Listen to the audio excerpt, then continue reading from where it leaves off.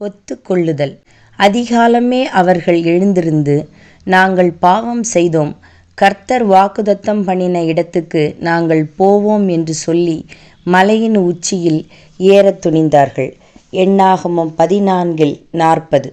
சிலர் தங்களுடைய சரீரத்தில் தங்களை பாதித்து கொண்டிருக்கும் நோய்களை குறித்து பலரிடம் கூறிக்கொண்டிருப்பார்கள். ஆனால் ஒருபோதும் அதற்கான சிகிச்சைகளை மேற்கொள்ள மாட்டார்கள்.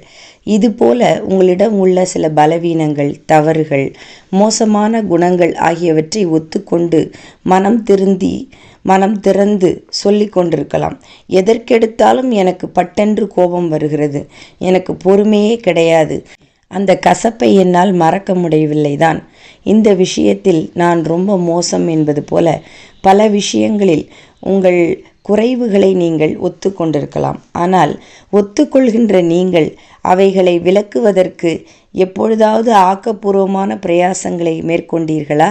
தங்கள் குறைவுகளை மறைத்து கொள்கிற பலரை விட அதை மனப்பூர்வமாக ஒத்துக்கொள்ளும் உங்கள் பண்பு சிறந்ததே. ஆனால் அது காரியங்களுக்கு தீர்வு அல்ல.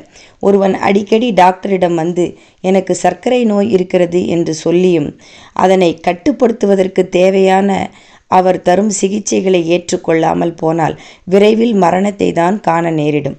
பல ஆலயங்களில் ஏராளமானவர்கள் வாரந்தோறும் நாங்கள் தப்பிப்போன ஆடுகளைப் போல உம்முடைய வழிகளை விட்டு வழுவி அலைந்து போனோம், உமது பரிசுத்த கற்பனைகளுக்கு விரோதமாக குற்றம் செய்தோம், செய்யத்தக்கவைகளை செய்யாமல் செய்யத்தகாதவைகளை செய்து வந்தோம் என்று சத்தமாகவே பல பாவ அறிக்கைகளை செய்வார்கள். ஆனாலும் ஒருபோதும் தங்கள் தவறுகளிலிருந்து மனம் திரும்பி சுகமடைய முன்வர மாட்டார்கள்.